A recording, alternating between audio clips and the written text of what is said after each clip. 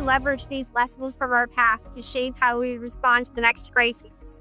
Getting the next tools, the next innovation, the next technology. We're going to see here today what that looks like. All right, thanks, Nena, for having an interview with us. Sure. So, all right, one of the first questions that I have is your background in anthropology. How's that shaped the way you perceive like being prepared for disasters? Wow. It really gives a holistic view through history about how we cope with and respond to natural disasters, how we might strategize, how we might use the resources around us to better prepare ourselves to improve our odds of survival. And like, let's say your experience in the military, like what lessons have you learned? I think the biggest lesson is teamwork. The biggest lesson is that we have strength in cohesion. Focusing on our collective unit is very important. The Marine Corps preaches honor, courage, and commitment.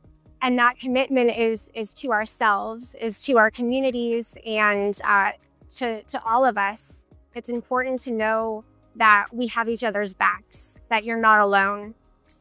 That's probably the most important thing, is to have that social cohesion. Yeah. So in your opinion, how can communities build cohesion, and cooperate with each other in a way that's culturally, respectable and also like practically effective?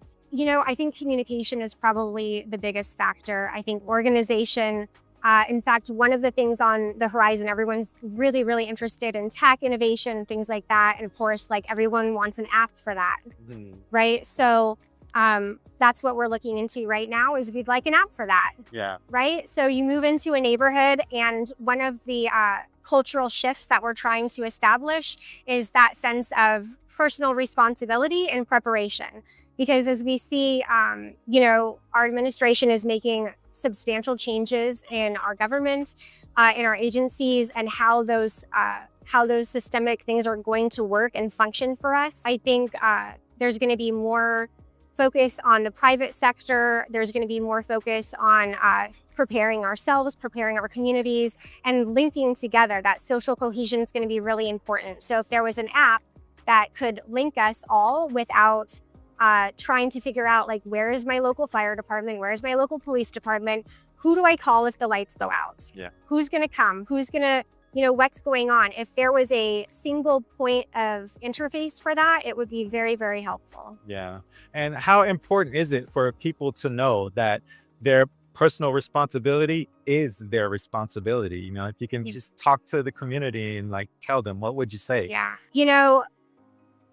We joke a lot about adulting. Adulting is getting harder every day as things evolve and change. And part of that adulting is taking on more of that responsibility to prepare. It's taking on the responsibility to know what to prepare for. And that's kind of what my company does a little bit, is we create these comprehensive kits that are, we've thought of everything so that you don't have to, because who really has the time to go and search each and every single thing that they might need? It's overwhelming. It can be very intimidating. You don't know if you're getting the right product, the wrong product. Are you going to need it? Are you not going to need it? Am I wasting my money here?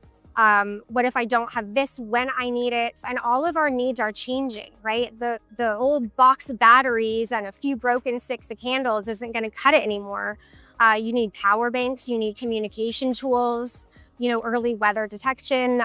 There's, plenty of communication radios that are, crank and solar these days. So those things matter, because really it's not if the lights go out, it's when the lights go out. And what are you going to do? What's in your bag? What are you going to reach for? Because in the dark, that's an immediate need. That's not, wait for FEMA to get it together and roll by your house, because that doesn't happen. People, I think, maybe have a false sense of security that that's going to happen, and it's not. It's up to you. That is modern adulting. Very true. We advocate for that by leaps and bounds. Yeah. Yeah. So thank you for that. Thank you for sharing, with our audience, the importance of it. Thank you for what you do.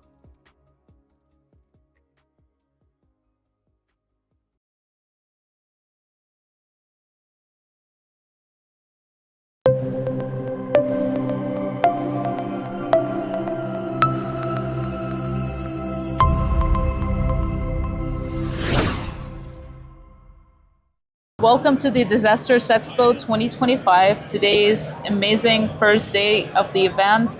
You were one of the keynote speakers today. Thank you so much for dedicating your time, preparing the presentation and sharing your experience, because this is really important, and platforms like this give us the opportunity to actually collaborate, share experience, and come up with solutions that will be better, that will react faster, and will help us to, respond to the disasters and recover in a much faster pace.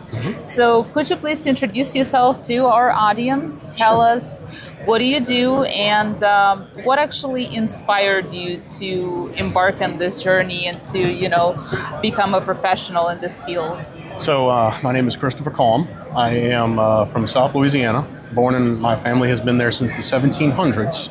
Oh, wow. What got me into this field was I was on active duty with the United States Marine Corps in 2005 when Hurricane Katrina hit the New Orleans area.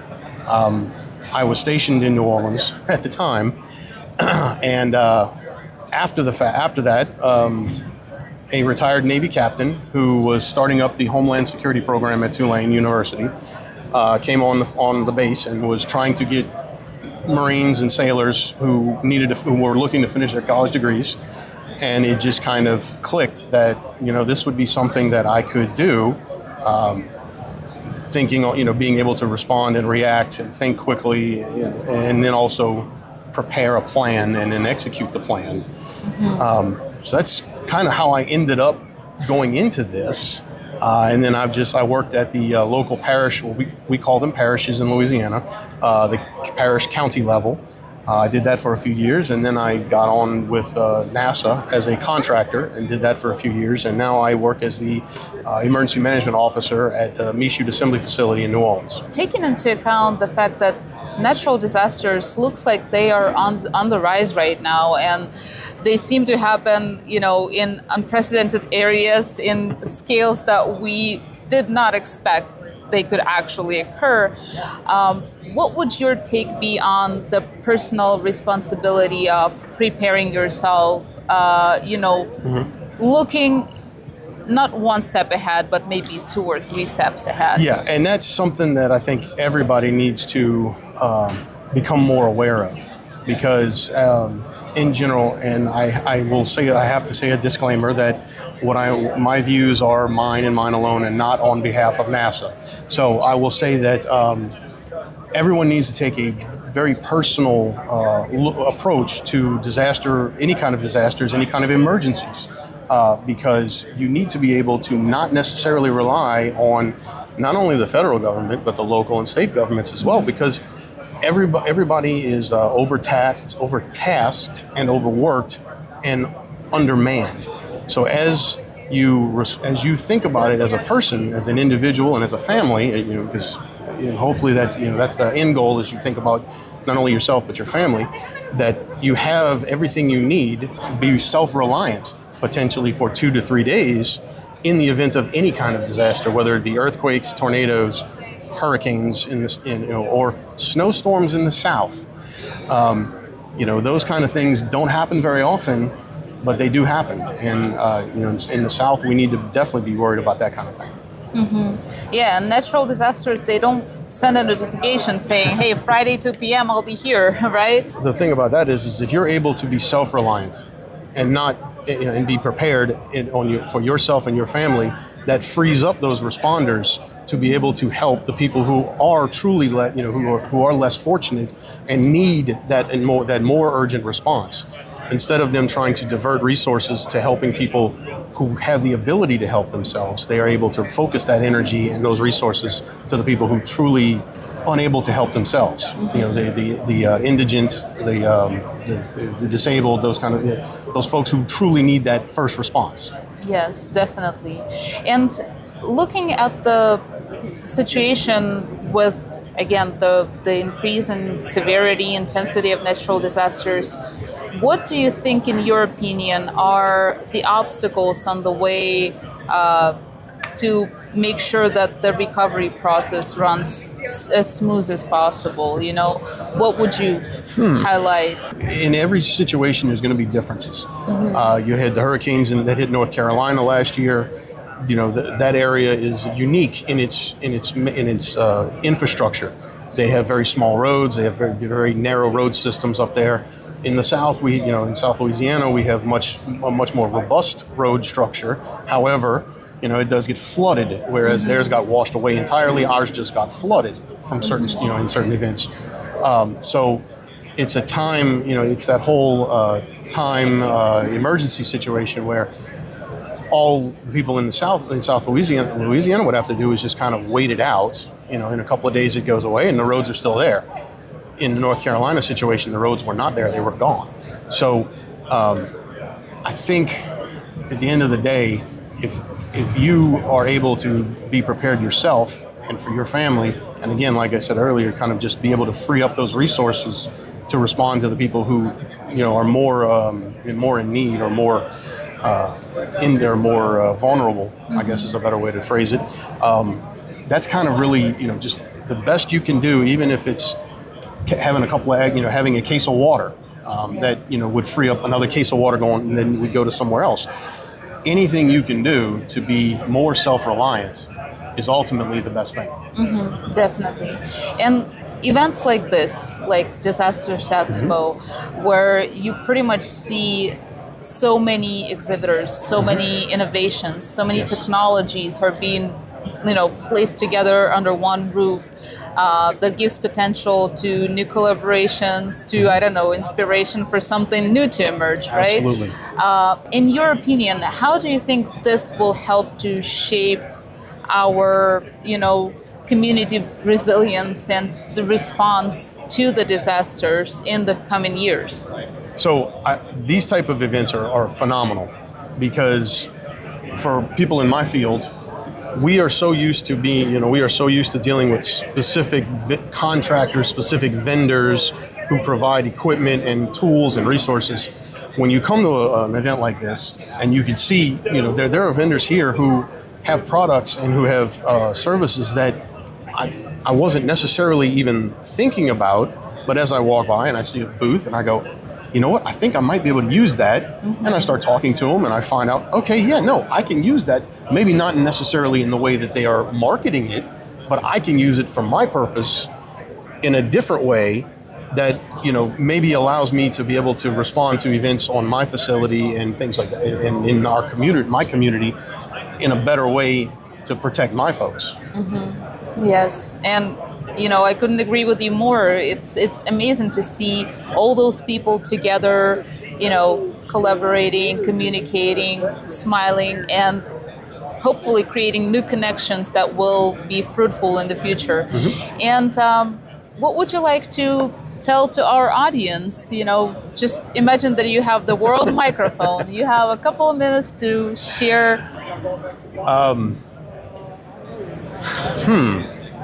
Always be prepared, be as self-reliant as you are able to be, and never think it can't happen here. That's so true. Thank you so much, sir. Thank you.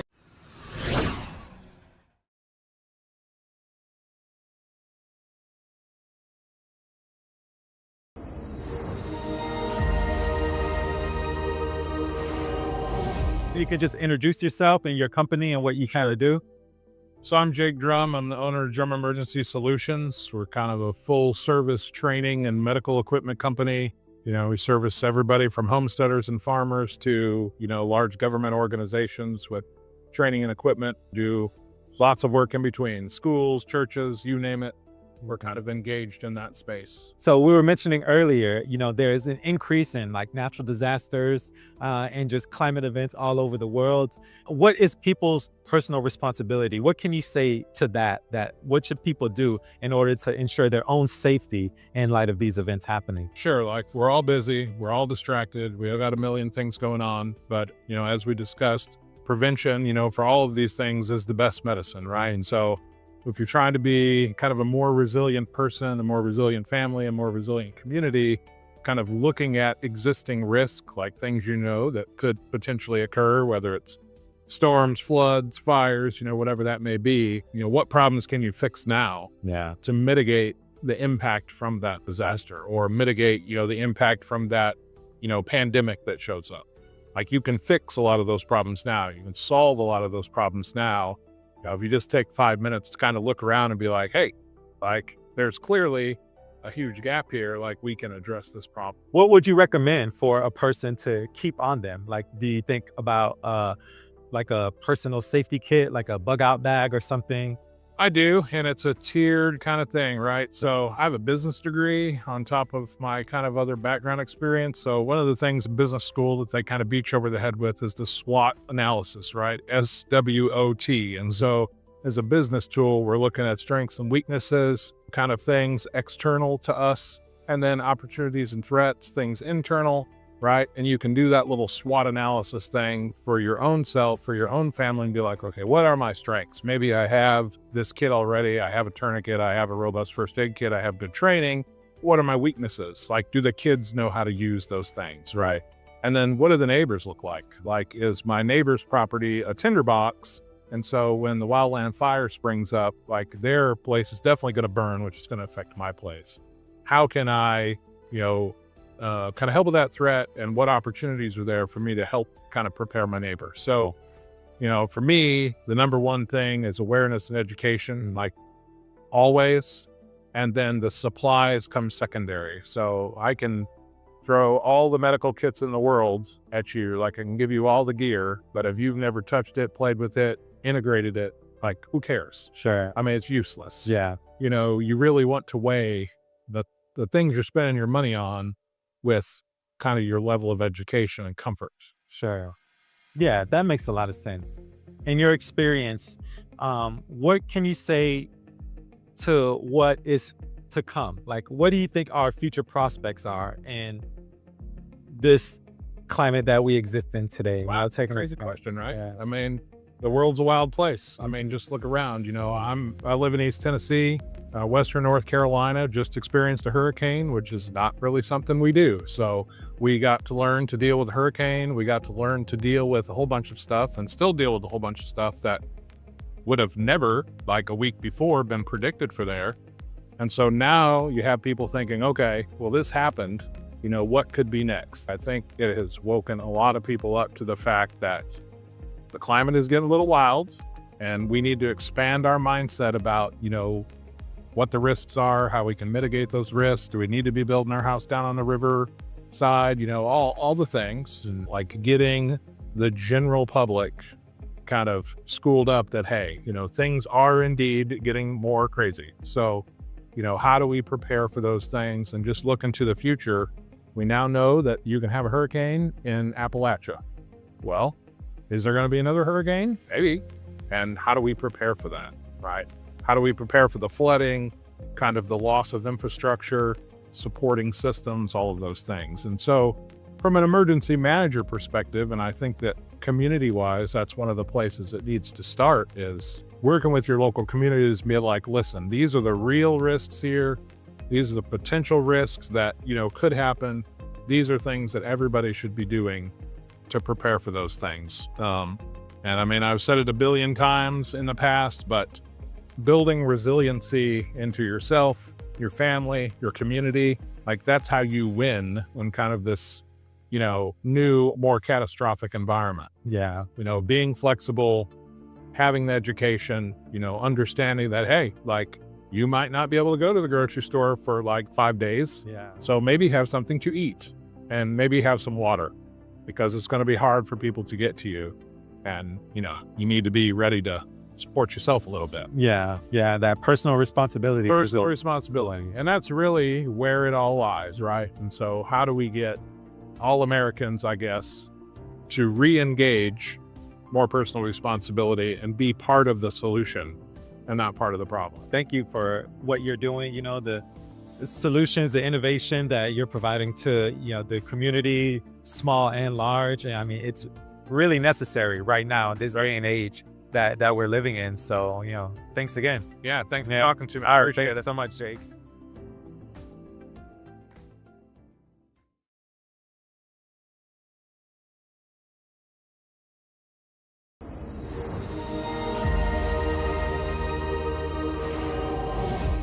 So we're here at the Disaster Expo 2025. We're here at the Salty Seabag. We're here with William. Tell us about your company. The Salty Seabag is an emergency preparedness and disaster response company focused on, preparing individual homes for, the unexpected situations that may arise, whether it's nature's fury or, civil unrest. Making sure they're prepared, but also giving first responders the ability to effectively respond to an emergency. How important is it for individuals to take seriously being prepared for any type of unforeseen events? That's a really interesting question. I've recently read a study that 60% of U.S. households specifically are unprepared for an emergency. And I firmly believe, and the Salty Seabag believes, that individual preparedness builds community resilience.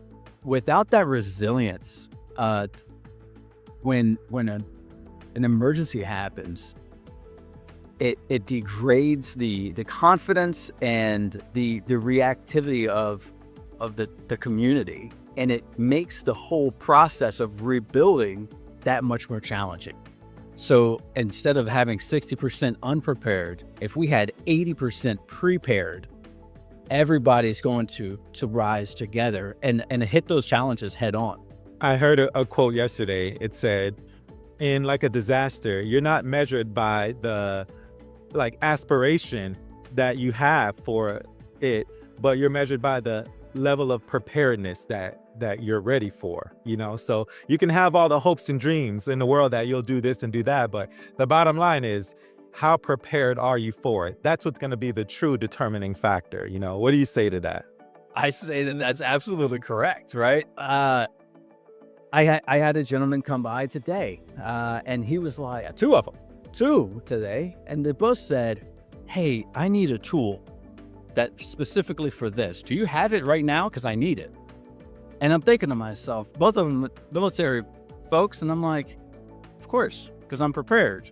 I have what you need. Yeah. Having the appropriate tool for the appropriate moment in the right hands is the absolute most important thing to responding to anything, any type of emergency or event. You have to have the right tool, and it has to be in the right hands. And how has your experience being in the military helped shape your outlook on the current state of disasters happening in the world? What has it taught you in being prepared? So I served 21 years in the Marine Corps, and one is the gear, right? The right gear in the right hands.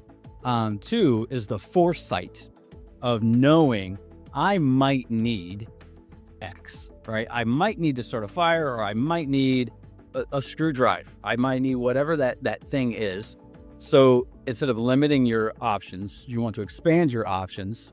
And then the second thing is, the next thing would be the confidence of using that equipment. So it's not just about having the right gear, but also knowing how to use it. So you just advocate for being ready, like say you have a first aid kit, knowing how to, for instance, wrap a tourniquet around something, just having those basic skills ready to go. Indeed, absolutely. It's interesting that you bring up the tourniquet, right? Because you could do a lot of damage. You could do more damage not knowing how to use it than you would if you just left the person alone, right? So yeah, the knowledge is absolutely paramount. And it's great to have the knowledge, but if you don't have the equipment, doesn't really matter either. So it's got to be a collective effort through that foresight of what do I need, how do I get it, and how do I use it? Yeah. All right. So to change the pace, and what surprised you the most in this current era of disasters that we're experiencing all over the world? Has there been any events, situations that have left a strong impression on you? Yeah, man.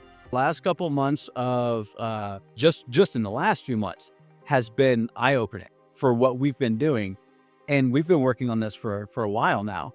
And I'm very excited and proud of what we've built, and I wish that I had some of it ready before. Yeah. I've got family that was affected by the storms in North Carolina. I have family that was affected by the fires in Los Angeles. And I would say that the scariest part about it, how I was talking about earlier, a lot of people not being prepared, is it's only going to get worse. If you look at the weather and the statistics, it's all getting worse.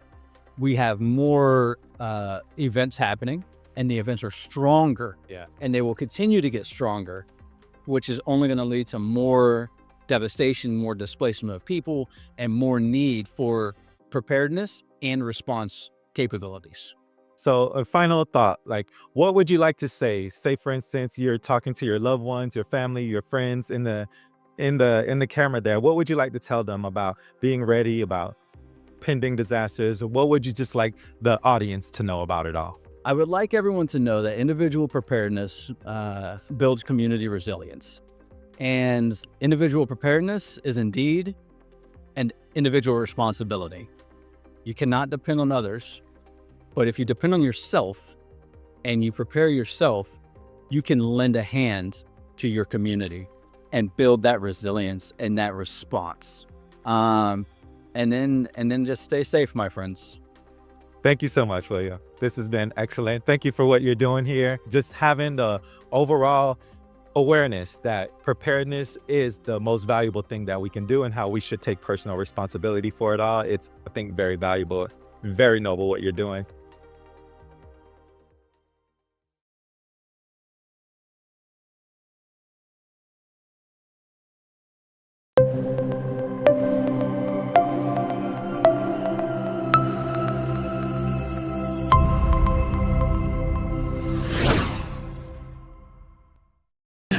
Welcome to this amazing event, Disasters Expo Texas 2025. We can see so many people. We can see that everyone is so excited. Today is the first day. We just started. Could you please introduce yourself and tell us a little bit about what you do? Sure. My name is Rob Borse. I'm a captain with Dallas Fire Rescue and with the City of Dallas. I've been involved in emergency management and emergency response for almost 30 years. I work with state and federal agencies in all aspects of preparation, response, and recovery in natural and other disasters. Thank you so much for your service. And what actually inspired you to, become an expert in this field, to serve to the community and to help people? So I think, there was just something within me that wanted to help people. And I think every little boy wants to be a firefighter and a cowboy and an astronaut. But I realized as I got out of college and I entered into the business world, that wasn't as fulfilling as I wanted it to be. And I found the fire department, and the job isn't for everyone, but if it's for you, it's the best job in the world. And then through the fire department, I ended up finding other ways to help. I got on some state teams. I got into intelligence and other forms of helping in a broader scale. And it's everything I've learned, I've just really, really enjoyed. And so the sky's the limit. And I found that I have a penchant and some talent and ability. And I've really, really enjoyed it. It's been very, very fulfilling. And so I just want to keep doing it for as long as I'm able. We see that there are so many disasters on the rise right now, everywhere, not only in the United States, but also worldwide. And taking that into account, what would you like to say to people when it comes down to their personal responsibility, personal preparedness? How important is it? I think it's crucial. I think that personal preparedness is vital. You cannot just rely on authorities or others to ensure your own survival or your own well-being. So I think that educating yourself in the resources that are available to you and also to the threats that are present in your own community and in your region.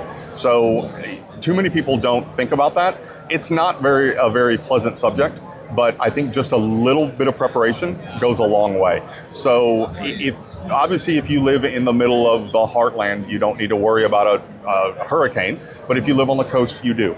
And just simple things like having fresh water on hand, bottled water, or having canned food is enormous. If you're able to have a generator for if power goes out, or things such as that nature of just being a little bit prepared if things go wrong. And then just being aware, paying attention to what is going on for natural or other types of disasters, and being ready to take the proper actions and listening to authorities. Too often, people do not listen and until it's too late, and that can result in tragic results. What challenges do you think the industry is facing right now when it comes down to getting ready for a disaster and then recovering it after it? What are the main, like the biggest challenges that you can think of? The biggest challenge is always money. It's spending money. So every community, every agency has a limited amount of budget, and there are many different priorities that compete for a limited amount of budget that you have to spend on these things.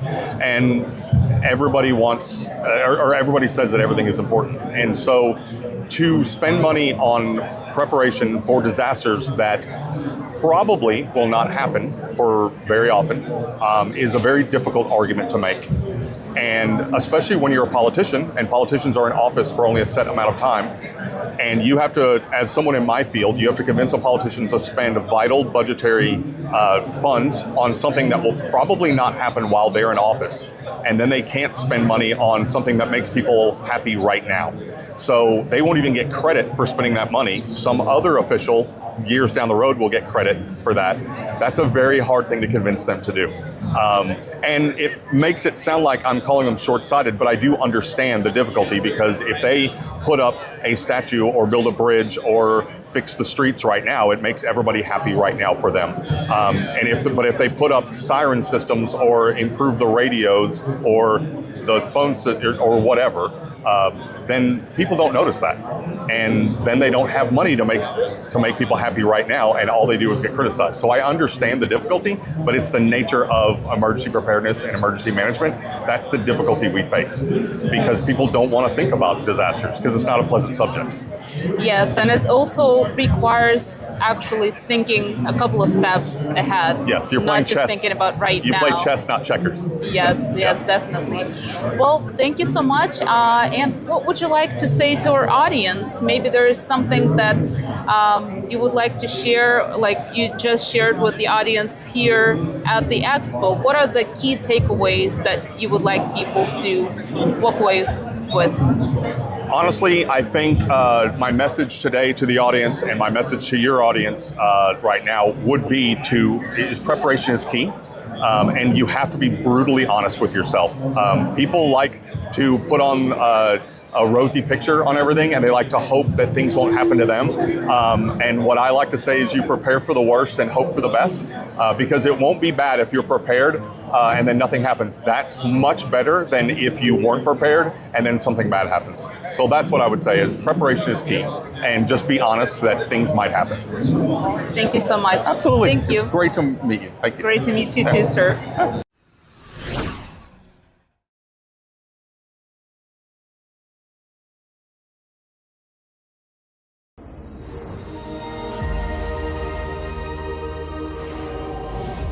We're here at the 2025 Expo, and would you please kindly introduce yourself and tell our audience a little bit about what you do? Sure. My name's Kevin Fetterman. I'm a division chief with the Orange County Fire Authority. As part of my career, I've been in the fire department for 30 years and have had the opportunity to deploy to lots of national disasters: Puerto Rico, Florida, Louisiana, Kentucky, Colorado, Washington, Hawaii. I've been to a few different places and I've got to see a few different operations. I was a keynote speaker at this event. And so I've had a few opportunities, and this was a good opportunity to meet with a lot of other partners in search and rescue and other folks in disaster response. Just a great opportunity to collaborate, really. Yeah, okay. So in these last few years of seeing disasters happen, has anything surprised you? I think what we all natively know is that disasters seem to be increasing in severity and frequency. I think that a lot of the charts and information, the science behind it is that they are increasing in severity. And so that should lead us all to be better prepared, both at a local level, state level, federal level, individual responsibility. The ones that I see continue to get more severe, and I don't recall them occurring like that in the past. I mean, I think the fires in LA are a good example. The conflagration that occurred. Every hurricane that I go to seems to be worse than the previous one. So I think it's a call to action to take our intent and move it to action on being better prepared. So what could you say to the average person on being prepared? What can they do? What accountability or responsibility can they take upon themselves in order to make sure that they are okay in light of an unforeseen event? Sure. So certainly there is a tremendous amount of effort going on at the local, at the state, at the federal level to make sure people are protected, and there are resources that are gonna be coming to assist. But it does take time. It takes time for resources to move. It takes time to get those people, overhead, equipment activated and get them into theater of operations to help. I'll say what we always say. What we say at the Orange County Fire Authority is be prepared. Be ready, be engaged, be situationally aware, know what's going on, have resources that can sustain you for several days, because it is going to take time for help to arrive, right? So there's a large emphasis on individual preparedness. That's very, very important, right? Yes, there is help. The local government, state government, federal government prioritize. This is an important thing. But at the same time, there needs to be a focus on individual responsibility. Yeah. And so we're here at the Disaster Expo. Have there been any innovative technologies that you think that can be used, especially you mentioning that you're in Orange County, which is just seems to be at just a higher risk, Yeah. or especially fires, What kind of technologies have you seen here that can maybe help to mitigate that or to help just deal with it in general? So our fire authority tends to be very innovative. My fire chief, Brian Finnessy, is very big into innovation, making sure we're very well prepared. Our whole executive team, starting with Chief McGovern, they're all really focused on making sure the organization is prepared, and that looks like innovation. So that we work closely with our information technology division. We're constantly looking at what innovation is available. How do we become better and faster at our responses? How do we send more appropriate equipment? Shows like the Disaster Expo bring all the functionality and capability and the technologists together, and you really get to see kind of all the options out there. 5 years ago, we wanted fire departments and disaster response organizations wanted one common operational dashboard to work from. Now we have 1,700 common operational dashboards because everybody went out and made one. So I think what right looks like and what success looks like is coordination technology, coordination software, communication software. And I think there's lots of examples here that kind of make that better. There's lots of inputs of information. I mean, you can go on your smartphone and find lots of information. What we have to do is kind of like reconcile that down to actionable information, so then we can take local responders and we can engage them. We can support with state and federal resources, and they can all be coordinated and not working in silos, if you will. So is that something that needs to be prioritized, in light of our current circumstances? I think it does, and I think it is. We all need to have this continuous improvement mindset, right? Your business, my business. Yeah. We have to be ensuring that every time we respond to a disaster, when we get back, we're looking at how can we do that better. Yeah. Organizations, local, state, federal, need to be looking at that. How can we do operations better? How can we be more efficient, more coordinated? And I think there is an effort to do that, but it needs to continue, and we need to focus on that. We're at that space and time where we can be better at what we do. It's largely decisions too, right? So is there anything that you would like, again, the average Joe citizen to know when it comes to being ready for disasters? Is there anything you'd like to say to them? What I would say is, local, state, federal governments are working together. There's a tremendous amount of effort that occurs to make sure there's a coordinated, timely response. And, people need to be engaged. At their own level, they need to be individually responsible and stay informed. Talk to their elected officials, prioritize disaster preparedness, response, and recovery. I think we all know that disasters are increasing in severity.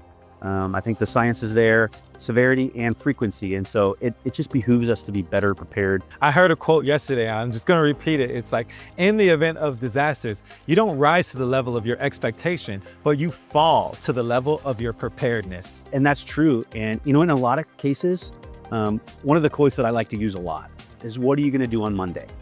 Meaning, we've had a lot of professionals that were here, a lot of people coordinating and collaborating. Now, on Monday, how do we take that intent and turn it to action, right? That's what is everybody going to do on Monday? What are the individual homeowners and the residents? How are they going to change their perspective and be better prepared? how do local, state, federal governments this week, how do we be better prepared? And I think that's, we just have to put a focus on it and continue to shine the light on it, continue to have the conversation. There are lots of opportunities to do better. And that starts by looking at it, talking at it, communicating, getting out of silos, and there's lots of opportunity to be better. Well, thank you so much for taking the time to talk to us, letting us know the innovative technologies and what you do. Thank you again for just being here and providing solutions and helping to, you know, inform and deal with these disasters that we see increasing. Sure. Well, it's certainly a pleasure to be here and be a keynote speaker. I really appreciate the opportunity. Anytime we can get the message out from a response perspective, when it's blue sky day, when there's no disasters occurring, better to do that now, better to have the how are you, and then when a disaster occurs, then there's already relationship. It is incredibly important to have relationships at the local, state, and federal level to know who to call when you need help and when you need to deconflict a problem. And those relationships and that communication start now. That's exactly right. Well, thanks again. Well, I really appreciate it. Likewise.